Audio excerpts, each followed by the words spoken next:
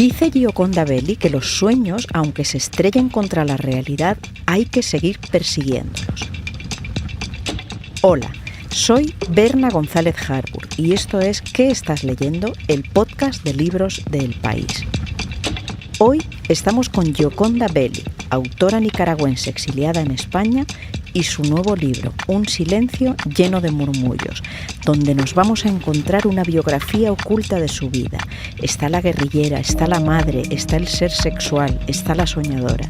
Veremos aquí muchos libros, secretos, vinos y algún vibrador. Bienvenidos y bienvenidas a este podcast en el que, como sabéis, los únicos algoritmos somos nosotras.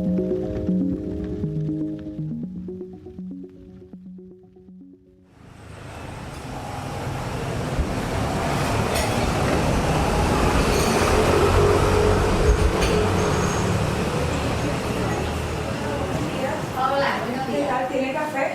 Sí. ¿Tienen leche de vegetal? Soja. Ah, soja solamente. Soja. ¿Me da por favor uno pequeño?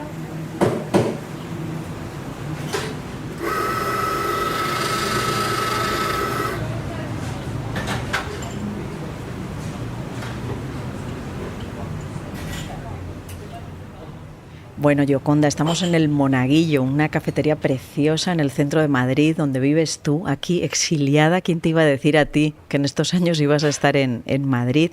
¿Qué significa este sitio para ti? Es el centro de Madrid y es la parte vieja de Madrid.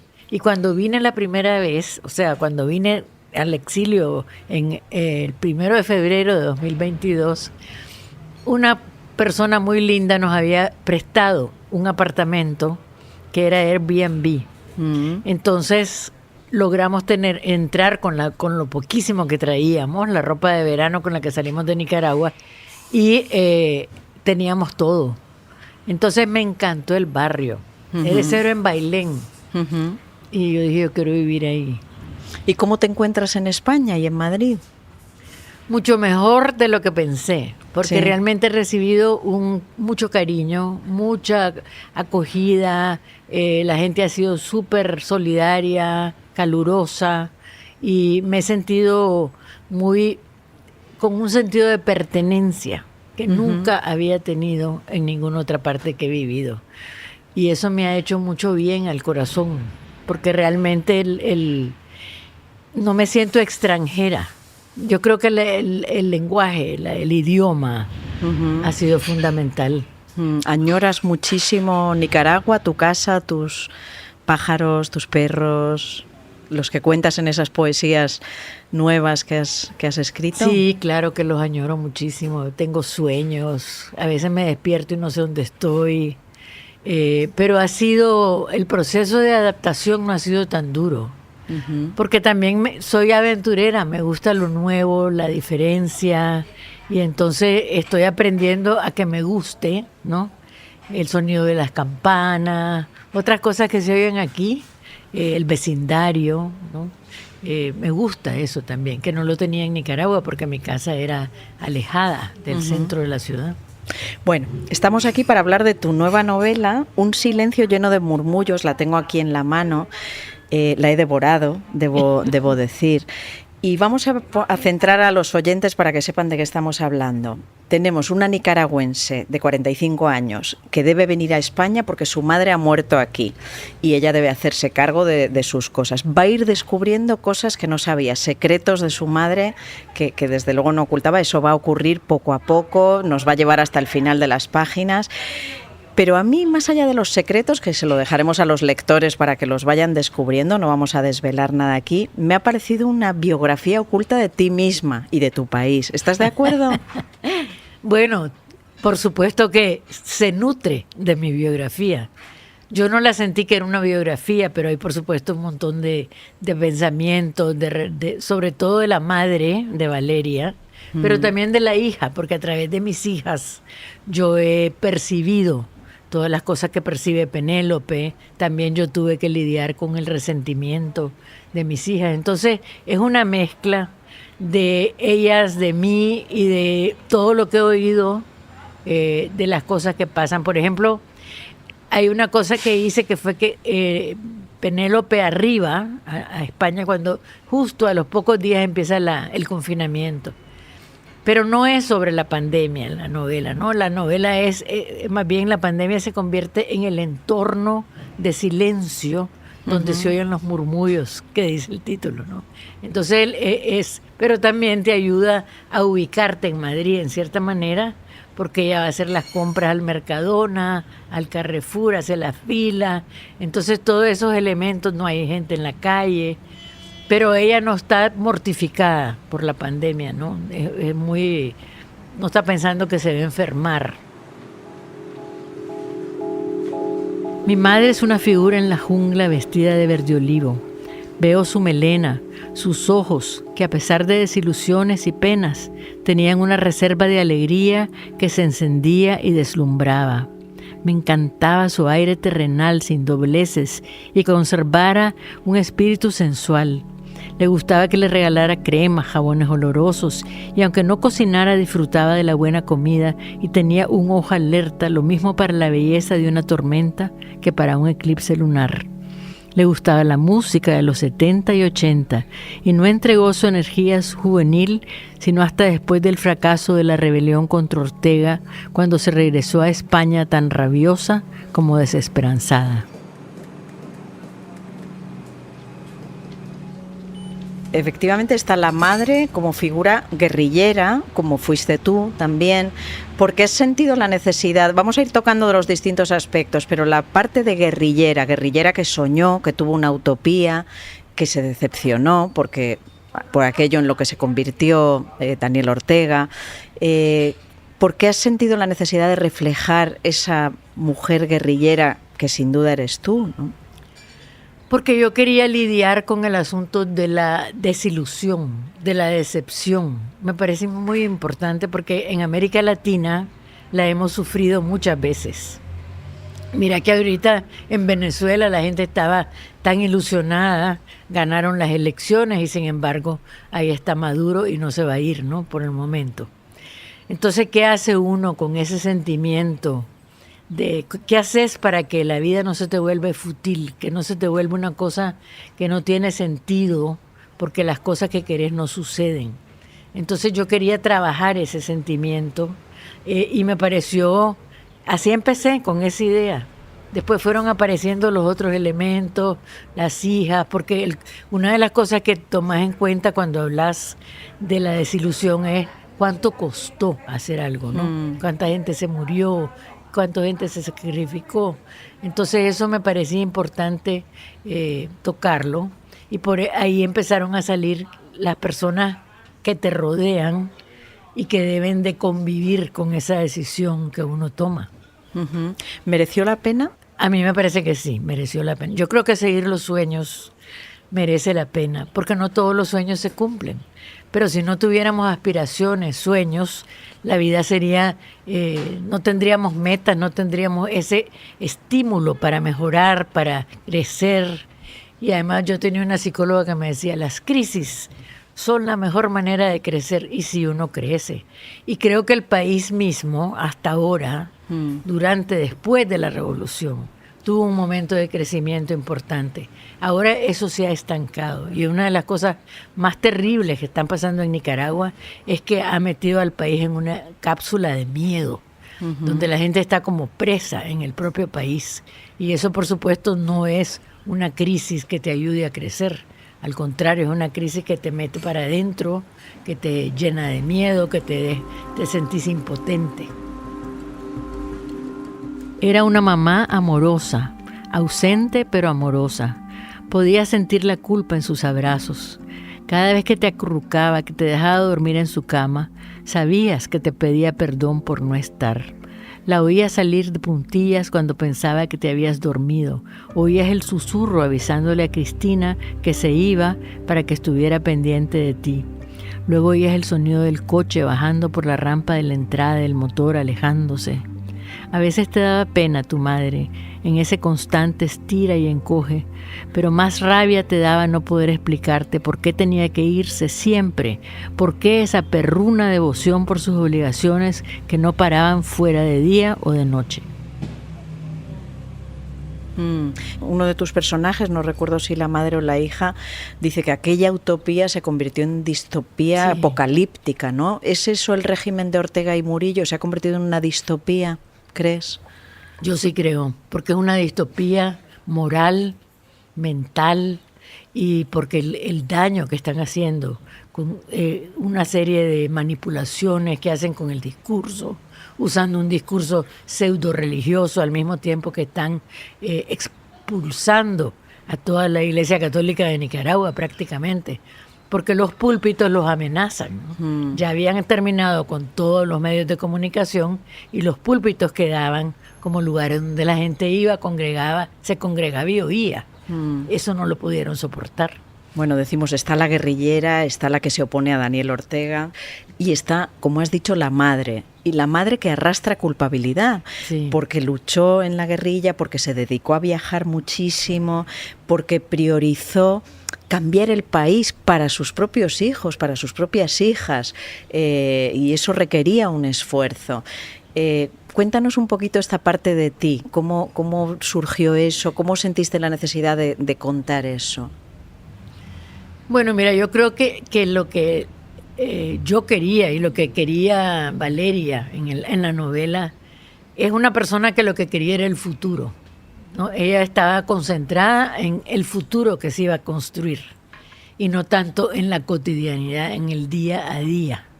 Entonces, claro, en el día a día ella postergaba cosas que tenía que hacer con las hijas.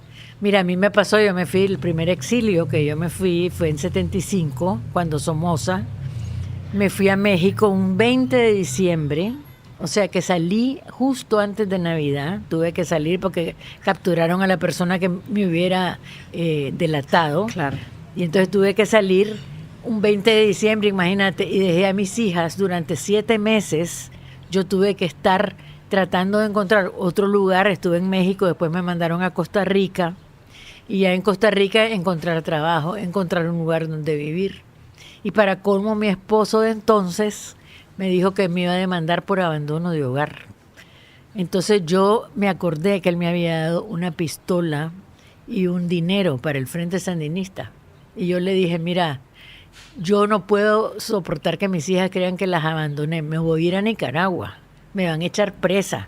Prefiero que piensen que estoy presa a que las abandoné. Y entonces, cuando llegue, me van a torturar. Y lo primero que les voy a decir es que vos me diste una pistola y un dinero. Y entonces él se murió de miedo. Y a la semana siguiente yo tenía a mis hijas. Pero no te imaginas lo que fue eso cuando me dijo que me demandaba por abandono de hogar. ¿Este fue tu segundo marido o el primero? No, el primero. El primero. Ah, de él quería yo hablar porque vamos a comentar algo mucho más alegre. Tú sabes a dónde voy. En tus libros, desde el principio, siempre hay sexo, erotismo, la sensualidad. Y de hecho quería recordar que ese primer marido, cuando salió tu primer poemario, escandalizó tanto a Nicaragua que dijo que no volvías a publicar nada sin que él lo revisara. Luego, por fortuna para nosotros, te divorciaste. Y por eso quería hablar de algo tan alegre y tan positivo que siempre ha estado en tu literatura, que es el sexo, el cuerpo, la sensualidad, el erotismo. ¿Qué papel juega para ti eso, el sexo, el cuerpo? Bueno, mira, yo desde chiquita, me acuerdo en el colegio, cuando nos daban la clase donde Eva mordía la manzana y entonces venía el castigo más grande, ¿no? Y se me volvió como que decía, qué barbaridad. Eva se convierte en el paradigma de la mujer sensual, mala, porque causa nada menos que la pérdida del paraíso terrenal, la entrada de la muerte en el mundo. Y el paradigma contrario es la Virgen María, que es virgen. Concibe que además virgen. Concibe, claro. Y tiene al niño y todo, siempre es virgen. Entonces, eso te da una idea de cómo el cuerpo de la mujer es la manzana de la discordia. Porque siempre de las cosas por las que hemos perdido, digamos, el mundo en cierta manera se nos ha marginado, es porque somos madres también, porque la biología femenina que debía tenernos en un trono, porque somos las reproductoras de la especie, se convierte en una desventaja. Entonces yo me hice el propósito, cuando mis poemas salieron, que yo para mí era lo más normal lo que estaba diciendo. Yo no lo hice con ninguna premeditación de escandalizar, pero cuando se arma el escándalo, yo digo, qué bárbaro. O sea, realmente me asombró y me dio un espíritu rebelde. De decir, ¿cómo no voy a hablar yo de mi cuerpo? ¿Cómo no voy a celebrar el ser mujer cuando es una maravilla? Y mi mamá había sido muy importante para eso. Ella me metió ese orgullo de la feminidad, esa maravilla del cuerpo femenino desde chiquita. Sí, de hecho perteneces a una etapa del feminismo, tu obra especialmente, en que se defiende la diferencia a partir de la igualdad y la igualdad a partir de la diferencia. Exacto. Pero se defiende lo corpóreo de la mujer, su diferencia, su empoderamiento, su poder. El feminismo luego ha evolucionado hacia otros ámbitos. ¿Crees que se ha perdido eso en la nueva etapa del feminismo, esa defensa de la diferencia de mujer? Por eso es que Penélope en la novela, ella tiene una visión diferente, dice, porque la madre tenía la idea de que su cuerpo y su atractivo de mujer era un arma que ella tenía para moverse en el mundo, ¿no? La ocupaba con premeditación, diciendo, bueno, esto es lo que nos han dado, pues hay que ocuparlo, ¿no?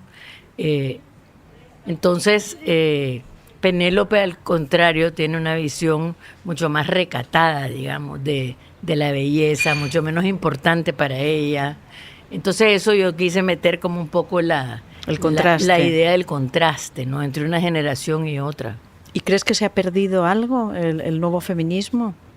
Yo creo que se empezó a perder, pero que ha habido también una ola en contra de esa visión que al principio las feministas tenían que andar pelo corto, no pintarse, todo eso no era parte de ser femenina, no caer en el consumismo. Pero yo creo que ahora se ha diferenciado. Ahora yo veo mujeres que son súper feministas y que andan todas arregladas, o sea que ya arreglarse y verse bien no se vuelve una posición contraria a la posición de la mujer que quiere valer por sí misma y no por su cuerpo. Yo creo que es un error, ¿no? El cuerpo de la mujer es maravilloso. La vejez es como una guerra de baja intensidad donde el ejército enemigo, que es el tiempo, va conquistando áreas del cuerpo.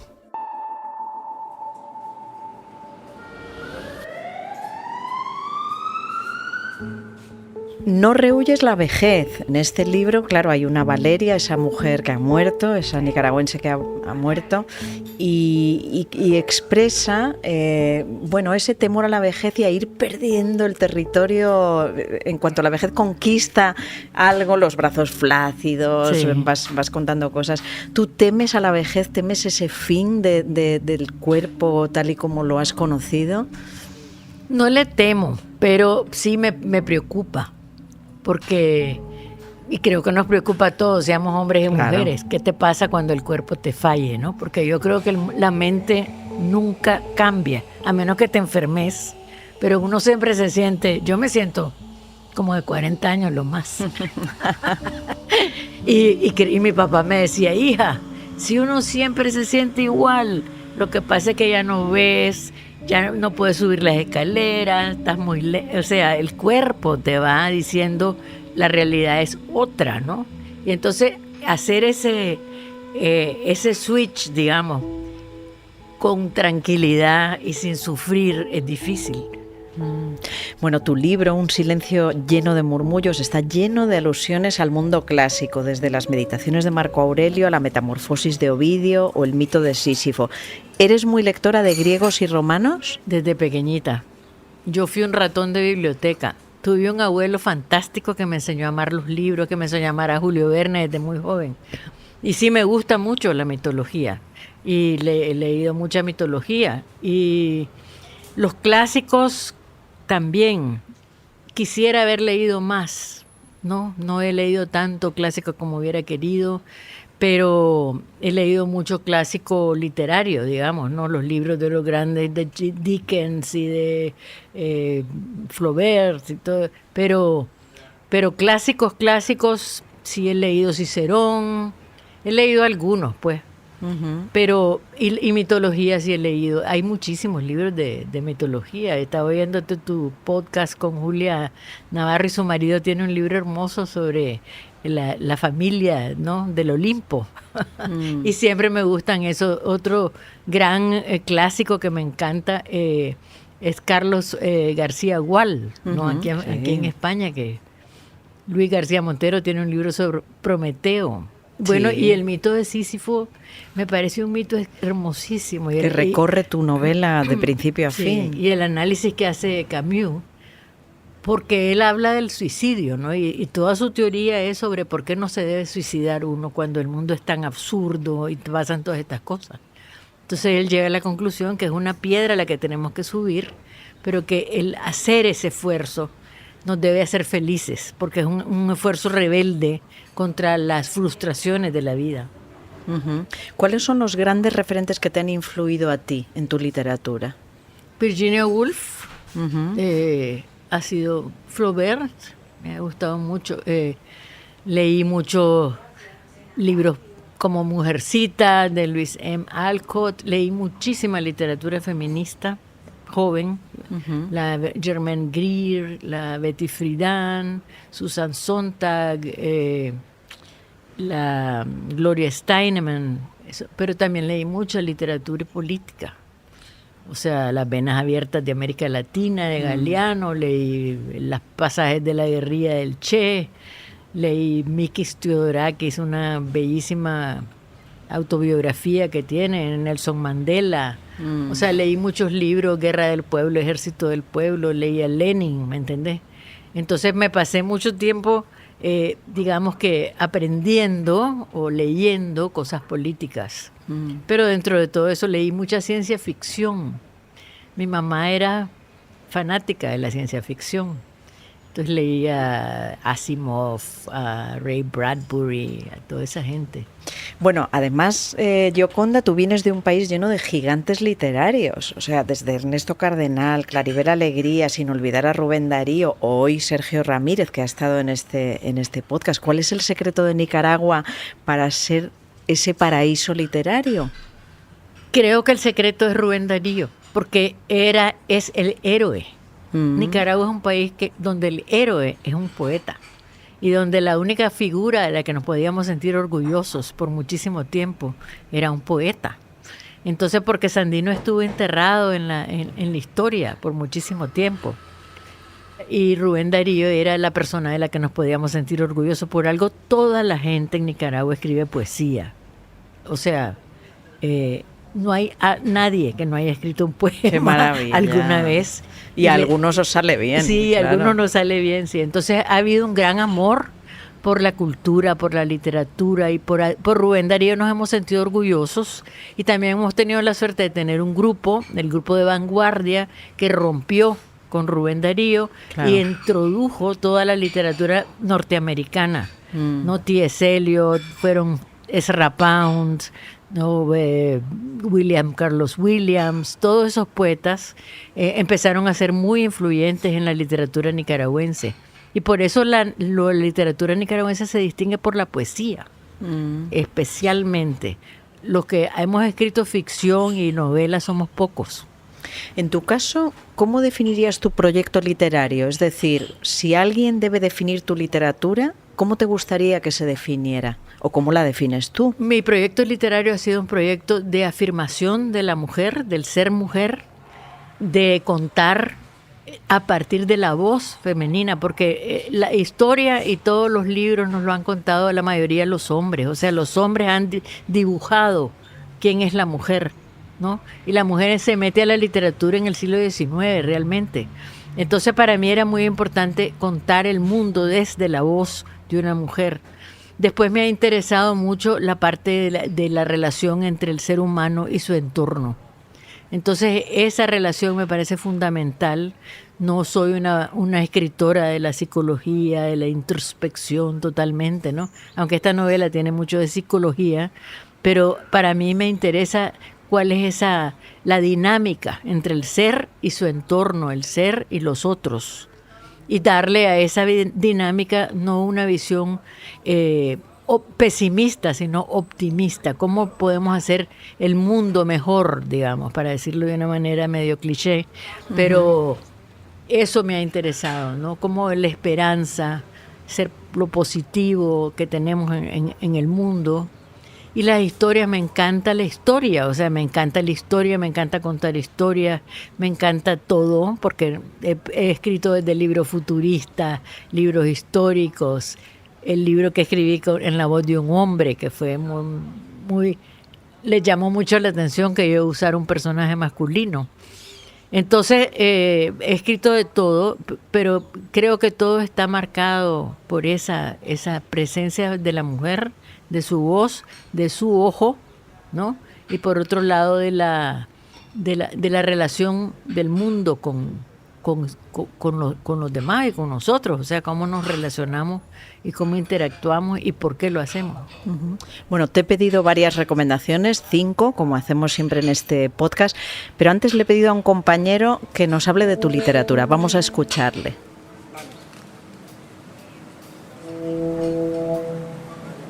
Hola, soy Javier Rodríguez Marcos, subdirector de opinión del País, y hoy traigo una reflexión sobre el poder del humor. El tiempo le ha dado la razón a Gioconda Belli, pero durante años tuvo que purgar 3 pecados: ser mujer, ser rebelde y ser escritora. Tradicionalmente, para el canon de la literatura, los asuntos universales eran los que trataban los hombres, especialmente los hombres occidentales. Los que trataban las mujeres eran sentimentales, cosas no para la historia, sino para la psicología. Al pecado de ser mujer había que sumarle además el de ser mujer que se atrevía, es decir, que se atrevía a hablar de su cuerpo con toda la libertad del mundo. Esa fue su primera revolución. La segunda fue la sandinista, que en 1979 produjo un cambio de era casi geológica en Nicaragua y que hoy vive una regresión también geológica bajo la dictadura de Daniel Ortega y Rosario Murillo. No es extraño, pues, que las memorias de Gioconda Belli se titulen El país bajo mi piel. En el fondo, siempre ha vivido perseguida por aquellos que querían impedirle publicar sus libros. En los años 70, por su primer marido, escandalizado porque escribía versos que celebraban su sexo, algo nada común entonces. Los poemas no eran explícitos ni mucho menos pornográficos, pero celebraban lo que ella denominaba sus plenos poderes de mujer. Ahí estaba el escándalo. Ahora es la dictadura la que la ha arrojado al exilio porque no renuncia a ejercer sus plenos derechos como ciudadana. Cuando aquel marido le dijo que no publicara nada que él no hubiera leído, ella le respondió que prefería no volver a publicar jamás. Por suerte siguió escribiendo y alzando la voz, hoy contra la tiranía. Es más fácil sacar a Gioconda Belli de Nicaragua que a Nicaragua de Gioconda Belli.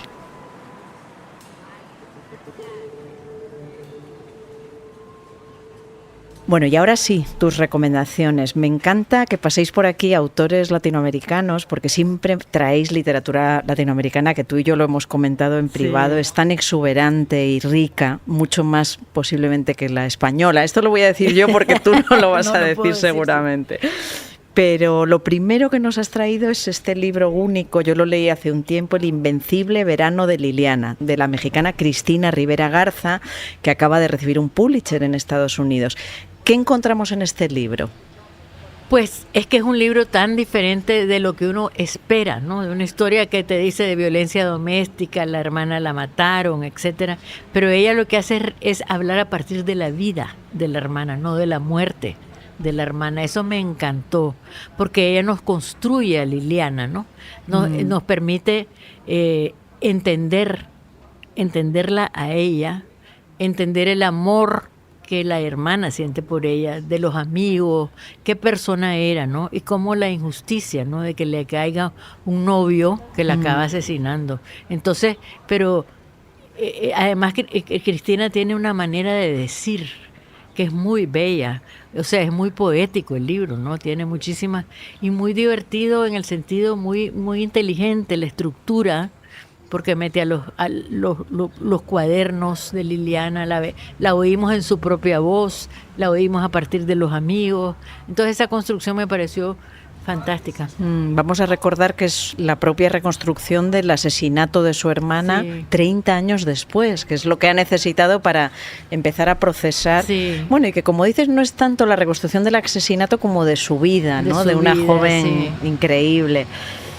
Nos traes también Las malas de Camila Sosa. Camila también ha pasado por este podcast y bueno, me gusta mucho que nos traigas Las malas. Cuéntanos, ¿qué encontramos ahí? A mí me fascinó esa novela porque, bueno, es un mundo tan malversado, ¿no? Que tiene tanta negatividad en el relato de lo que sucede en ese mundo, y ella logra crear una sensación de ternura, de humanidad y presentarte lo que son, o sea, las personas que son prostitutas o que son trans, o ese espacio que ella pasa, ¿no? Antes de escribir y antes de volverse una persona más que no tiene que recurrir a esas cosas, que me parece extraordinario. Fue además cómo escribe. Me pareció extraordinario también su manera de escribir, su forma de ir relatando la historia, no hacer concesiones, o sea, es contarte las cosas duras como deben ser, ¿no? Nos traes también a Benjamín Labatut, Un verdor terrible. En este caso chileno es. Te confieso que este no lo he leído. Cuéntame, convénceme de que lo lea. Tenés que leerlo.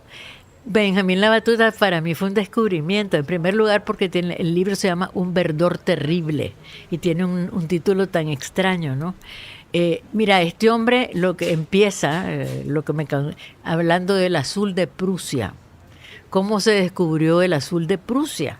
Entonces él habla de que Göring en el juicio de Nuremberg se fijaron que tenía las uñas moradas y se dieron cuenta que él usaba una especie de droga, ¿no? Que le ponía las uñas de ese color. Y después te cuenta de cómo un tipo en Suiza estaba buscando cómo hacer el carmín, que se hace con unas cochinillas, ¿no? Los aztecas lo hacían, sí. Y se le riega encima potasio, sulfuro de potasio. Y entonces aparece el azul de Prusia. Y entonces como ese color de repente no existía más que hecho con lapislázuli, o sea, era carísimo hacerlo. Y él logra hacer el azul de Prusia. El tipo que había tenido unos pedacitos de cochinillo, qué sé yo, donde le cae el potasio, le quita el descubrimiento. Bueno, después hay toda una intriga. Pero la cosa es, te cuenta, esa mentalidad del científico. Él la sabe narrar de una forma maravillosa y después pasa a otro científico que descubre miles de cosas, que le manda a Einstein una ecuación desde el frente de guerra, ¿no? Una ecuación sobre la relatividad que Einstein había estado tratando de encontrar. Entonces te das cuenta y te cuenta la historia de este científico, ¿no? Que era absolutamente irresponsable, que estaba, por ejemplo, subiendo un monte y suelta las riendas para acercarse a otros que estaban ahí para terminar una ecuación. Era obseso, pues.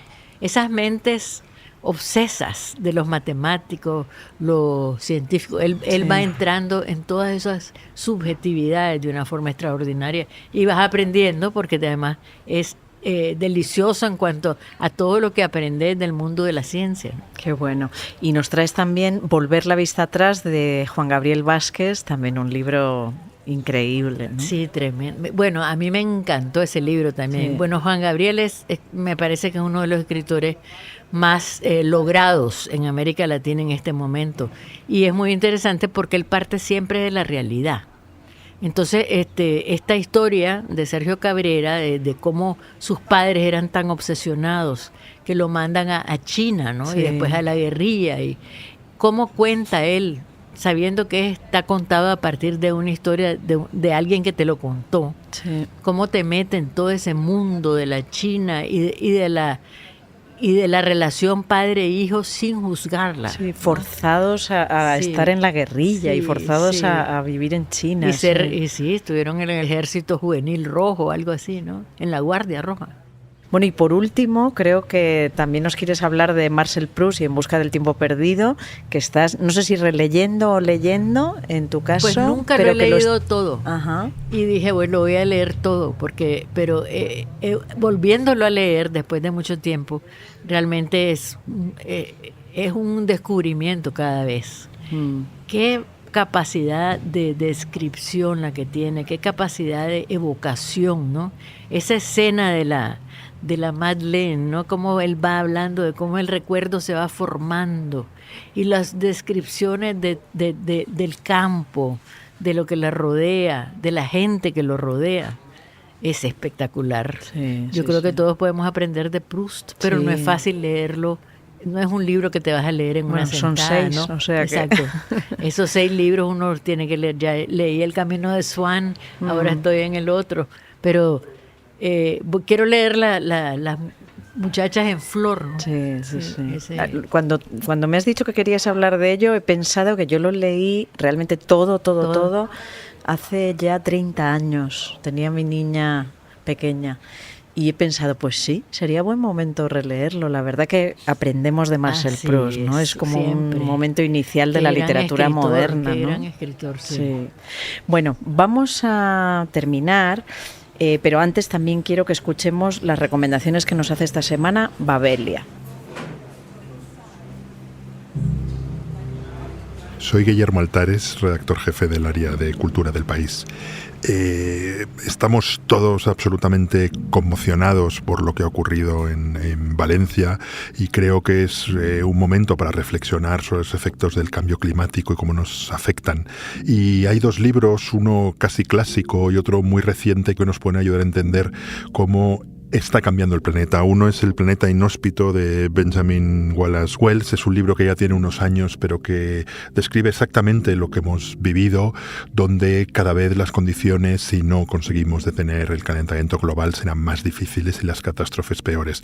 Y luego hay un libro que acaba de salir de un autor interesantísimo que se llama John Vaillant. Es un autor estadounidense, periodista de investigación, que tiene un libro excelente que se llama El tigre, sobre un tigre de Siberia, devora hombres, y ahora ha hecho un libro, acaba de publicar un libro que se llama El tiempo del fuego, en el que describe un incendio catastrófico que hubo en Canadá en 2016, donde en unas pocas horas una ciudad, la capital petrolera de Canadá, fue devorada por el fuego, y es un incendio que rompió todos los parámetros de lo que conocemos hasta ahora. Y yo creo que lo que nos dicen estos 2 libros es que nos movemos en un planeta en el que se han roto los parámetros. Y por último, quisiera recomendar una exposición con enorme contenido literario que se llama Esperpento, Arte Popular y Revolución Estética, que se puede ver en el Reina Sofía durante todo el invierno. Y bueno, esa es una exposición muy relacionada con un clásico, Luces de Bohemia, que este es un momento tan bueno como cualquier otro para releer. Bueno, ahora sí, hemos escuchado tus recomendaciones, las de Babelia. Ya sabes que me gusta que nos despidamos con un poema. Tú citas 2 en tu novela, el de Calderón de la Barca y el de Edgar Allan Poe. ¿Cuál te apetece? Calderón de la Barca. Venga, pues léenos algún fragmento que tú quieras.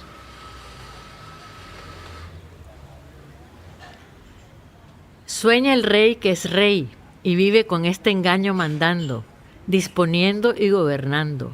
Y este aplauso que recibe prestado en el viento escribe, y en cenizas le convierte la muerte, desdicha fuerte, que hay quien intente reinar viendo que ha de despertar en el sueño de la muerte.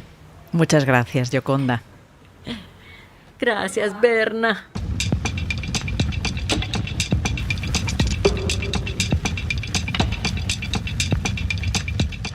¿Qué estás leyendo? Es el podcast de libros de El País. Lo presenta y edita Berna González Jarbo, con dirección de Silvia Cruz La Peña. La realización es de José Juan Morales, la edición de Ana Rivera y el diseño de sonido de Camilo Iriarte. Pronto volveremos con otro libro, otro tema y otro podcast. Gracias por escuchar.